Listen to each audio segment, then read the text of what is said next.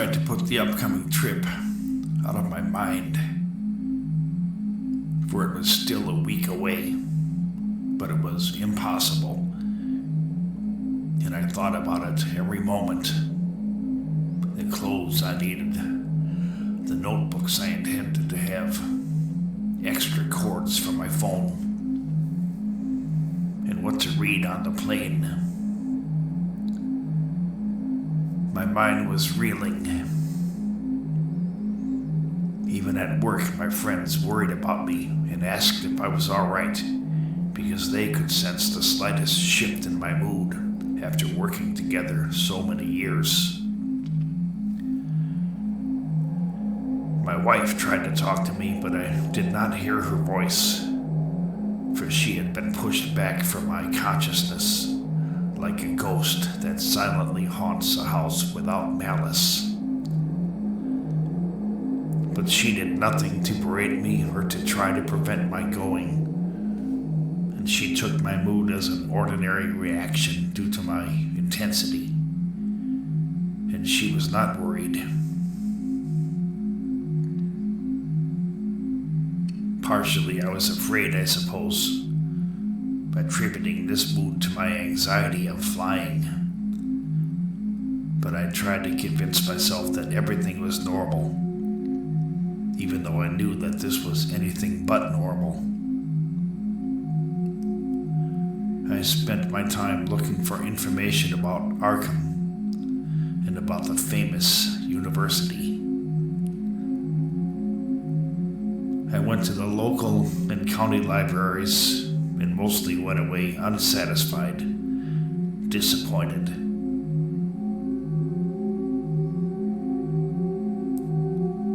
Finally, I found something at a municipal library near my home.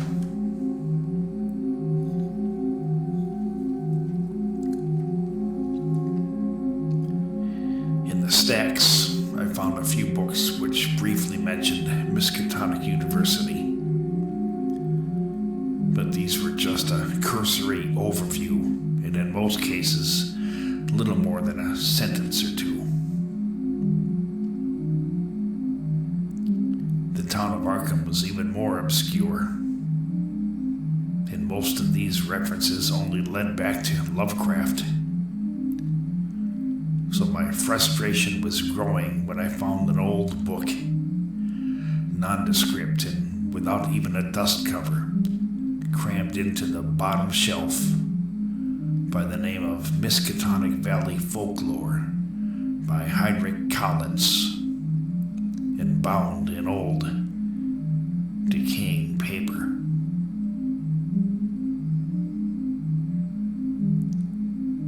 I slid the book out carefully and then looked around to see if anyone was watching me. Even then I was beginning to feel the faint stirrings of apprehension.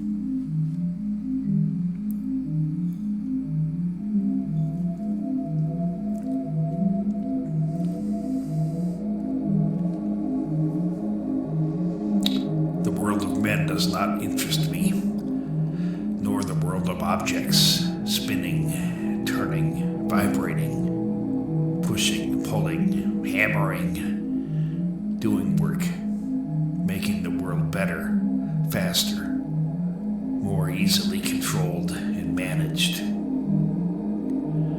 nor the world of exploding gases and forged metals, modified plants, modified flu strains, and modified cell structures.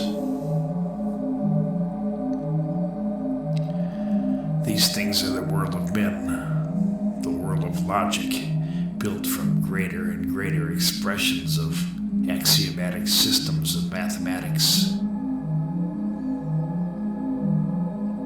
This is the world of men, created by men and brilliant women.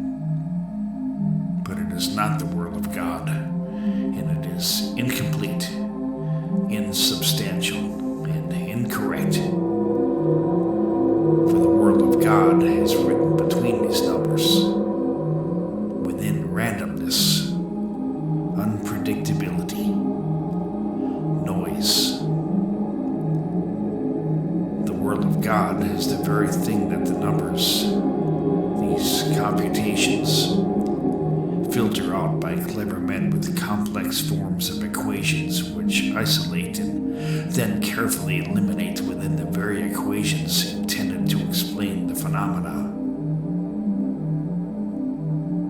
Yes, the world of men and numbers has done much to terraform our world and to feed, clothe, and cure our sicknesses.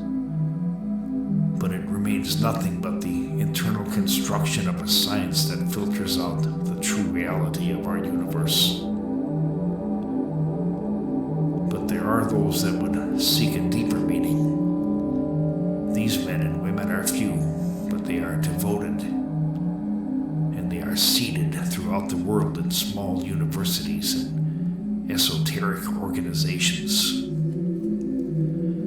Their memory is long, as is their formation old, and their devotion is sincere, waiting for the day they may step out of the shadows into the academic world of those that would seek to destroy them. Professor Stanislaw Ostrowski, Krakow University, Humanities Department.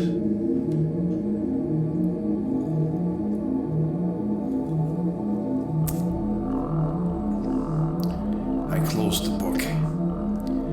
To my ears, this sounded like utter nonsense.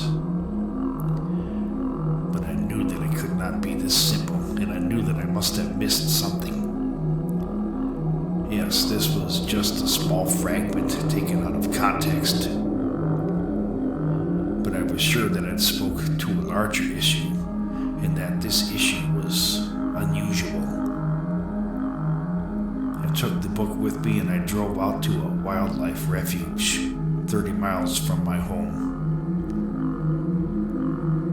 Known for its diversity of waterfowl, trumpeter swans, and other nesting fowl, this is where serious photographers and artists would come for images of osprey, mergansers, and rare cranes. But to me, it was simply a place to go to be alone within almost 100 square miles of undisturbed isolation.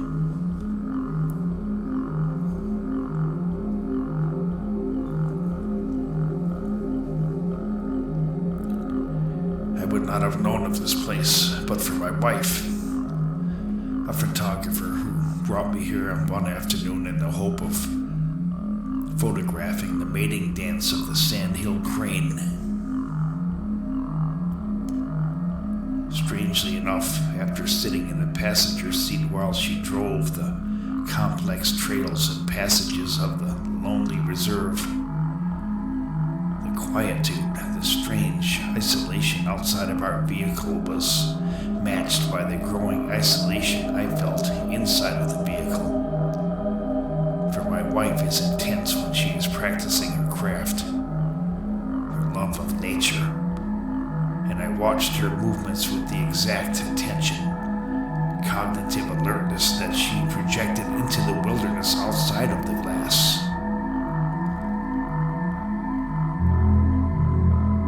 After that unusual experience, I started coming here alone until I felt comfortable.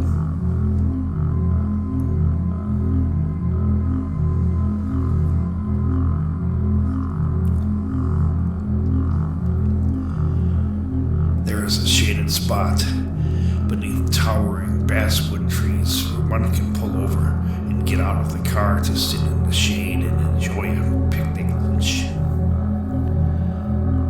I sat by myself and opened the book after trimming and lighting a cigar. The book described in detail the history, the historical records, and the strange merging of facts to which Lovecraft adopted this almost unknown and neglected town into one of obscure, preternatural horror. This did not make my apprehension lessen because I could not disassociate this from the eerily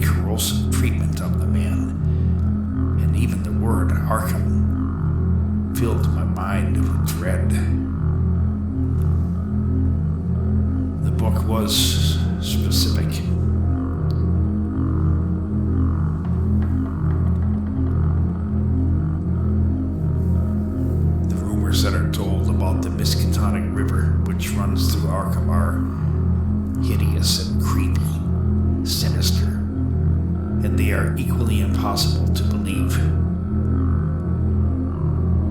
except for the stories of those that have seen things and experienced them for themselves. These people are changed by their experience, and the change has changed them inextricably, permanently, and these people are further victims of the disease, the doom that came to Arkham. Ironically, it is far easier to gather stories about events now fallen out of popular telling than it is to learn the most innocent happenings of this strange town at the foot of the dark hills.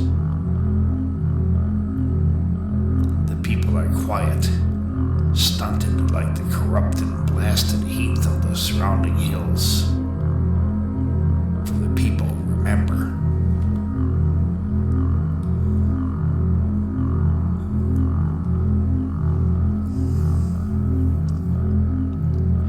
Miskatonic is a combination of several smaller streams and rivulets that come together in the dark hills above the town of Arkham. Sometimes the wild and unpredictable storms that rattle the hills and cacophonous blasts of violence could even redirect the flow of the river and bring in odd, terrible things that dissolve in the black, turgid water in front of tight-lipped, taciturn townsmen, suspicious of worrisome outsiders. The frightening stories about this river are old, very old.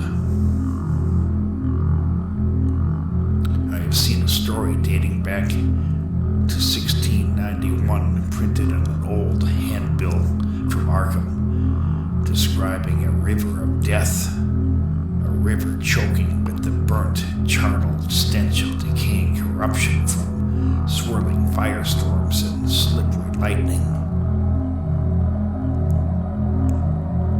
Regular people do not go far into the hills, for though it is never spoken of, it is known by the black arts practiced by descendants of ancient sorcerers from the old country, driven out of Salem during the witch trials, but dating back even further to the mysterious black ships that sailed out of Germany many generations before.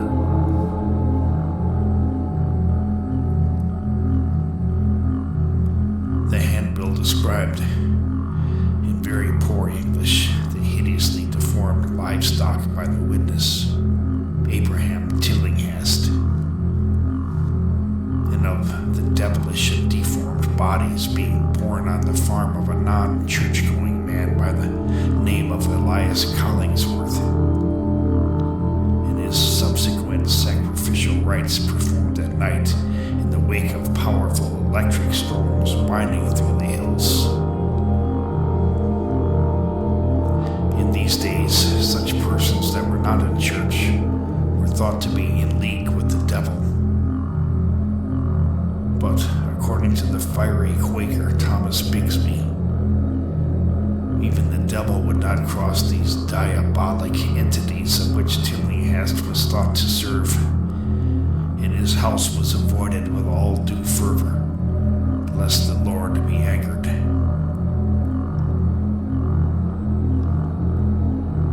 The town of Arkham, then little more than a village, was built up on both sides of the majestic Miskatonic River, possibly deriving its name from a Proto-Algonquian word for black water.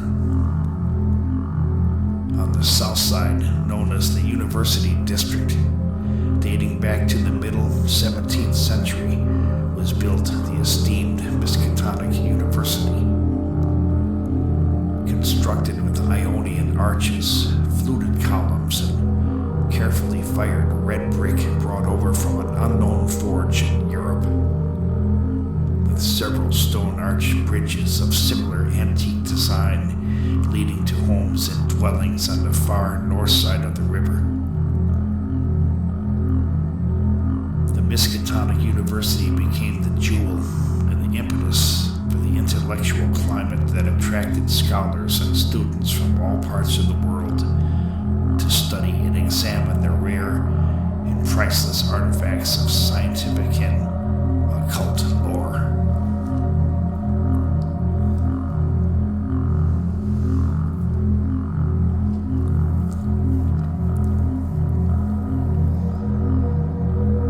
I continued to read for over an hour. The air was pleasant. A slight breeze swept across the water, bringing in the sound of distant geese, ducks, cranes, and all the chirping and chittering forms of aquatic life. And I became dulled, sleepy by the totality of it all.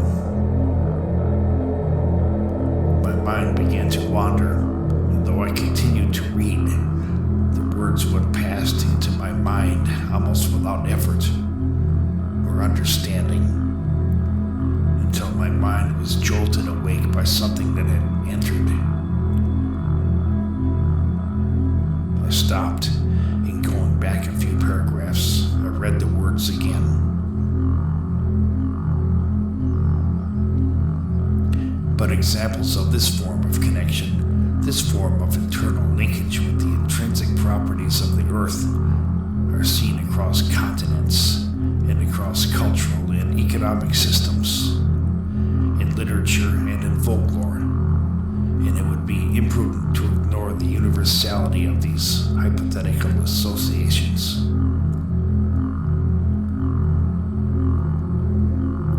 I had totally missed this.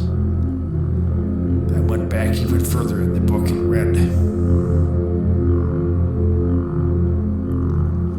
Once thought of as natural energies buried within the very earth, these ley lines were charted out and identified using the best information which was available at the time, which was in the form of stories, legends, and folklore. Long before telluric currents were measured during the 19th century, they were known and described in literature and folklore. And so it was claimed that lines of communication were used by men across continents, and that these currents held other, less known properties as well. The Earth, in this context, is an energy field with identifiable lines of flux which can be charted and manipulated by those with knowledge of this esoteric science.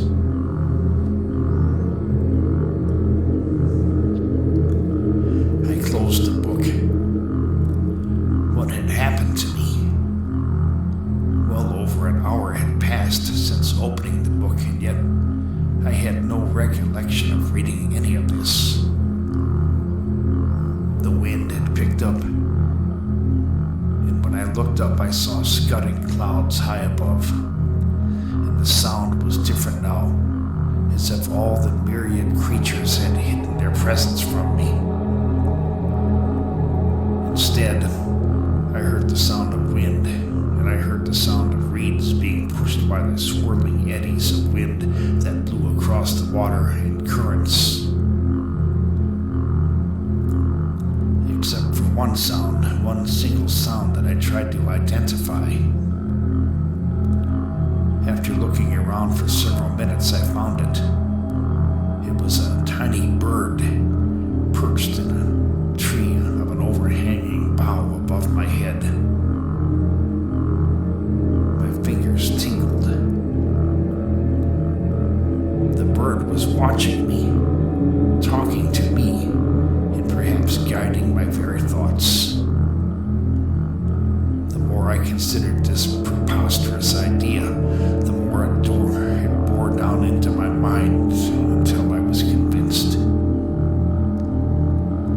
Grabbing the book with both hands, I got into my car and left the refuge as fast as possible. By the time I got home, I felt better. Up in my studio, I checked my email, and that is when I saw something I'd never expected to see. It was a message from M.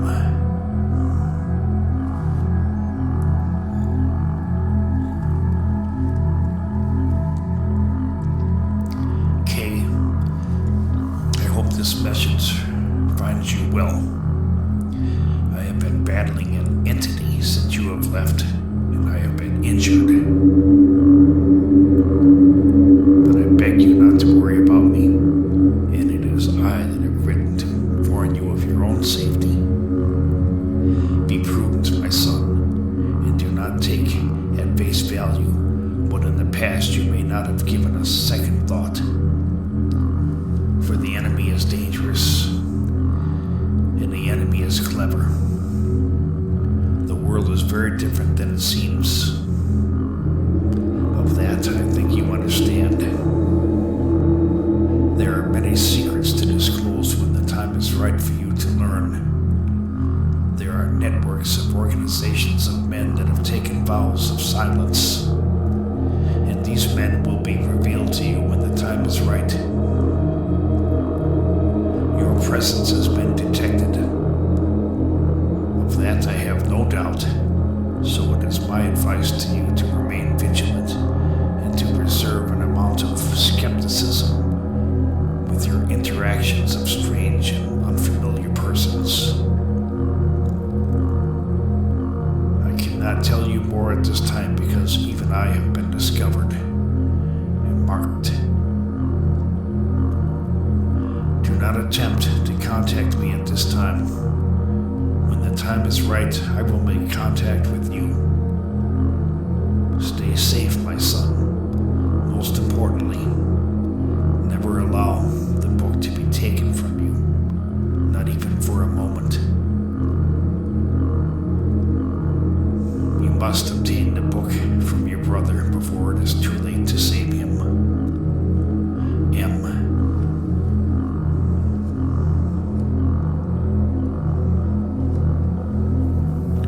How strange I thought that I should be contacted by M at this exact moment in time, and that he should tell me that I am in danger, even as I felt the creeping pangs of anxiety.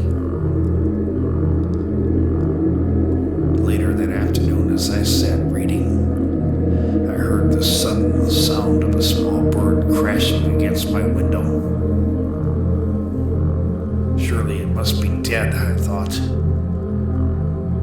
But when I looked, it was gone, and I knew that it had survived. It was then that I remembered the bird from earlier that day, and I wondered.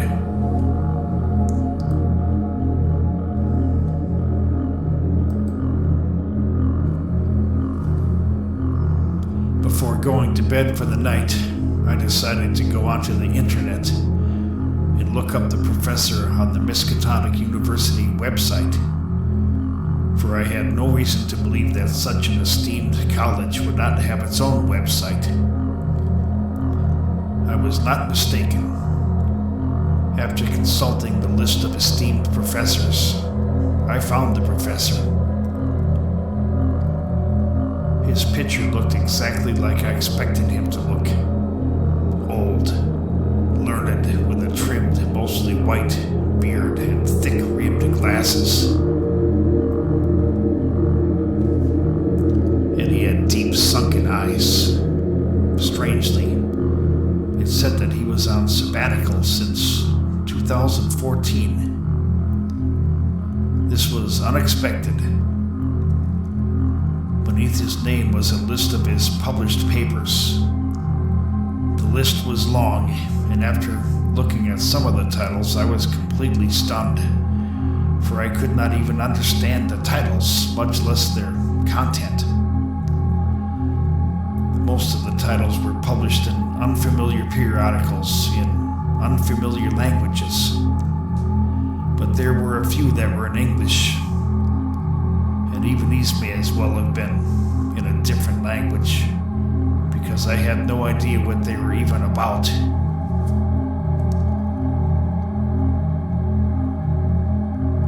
Willoughby A. and Brown A. 1977.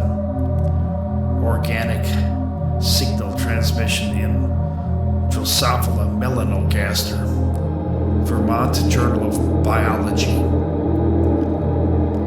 Willoughby A. Brown A. 1977. Organic signal transmission in Drosophila melanogaster. Vermont Journal of Biology.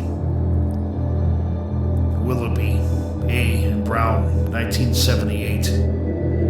Words as vehicles. syntax gating within closed molecular systems. Rhode Island Journal of Psychology. Willoughby A. and Faber R. 1980. Topography within subharmonic structures. Imperceptible music. Miskatonic University Press. Willoughby A. and Addison V. 1984. Nanogrids. Energy distribution within mycorrhiza. Maine Forestry Review. Willoughby A. 1986. The Alchemical World. Misty Mountain Press. Willoughby A. 1988. Nonlinear matrix manifolds and fractal geometry. Southwest Mathematician Digest. Willoughby A. 1995.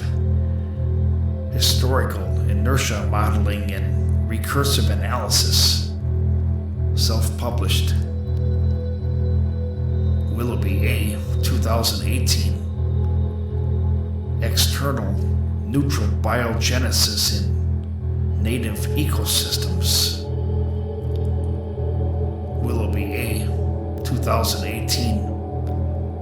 Extraction of consciousness and pathways to immortality. Self-published. Willoughby A. 2018. Panzivist, hive mind of carbon organisms. Self-published. Willoughby A. 2018. Quantum co-location in the block universe. Self-published.